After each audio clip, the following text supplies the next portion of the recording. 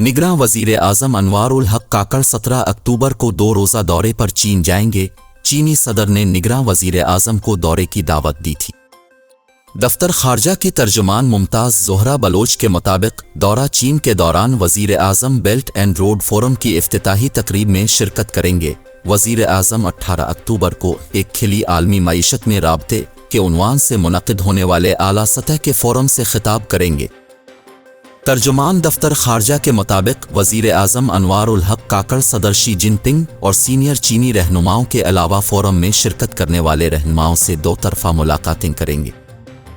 तर्जुमान दफ्तर खारजा ने जुमेरात को प्रेस ब्रीफिंग में बताया था कि वजीर आजम चीन में 2 तरफ़ा तिजारत और सरमायाकारी को वसअत देने के लिए सरकर्दा चीनी ताजिरों से भी मुलाकातें करेंगे।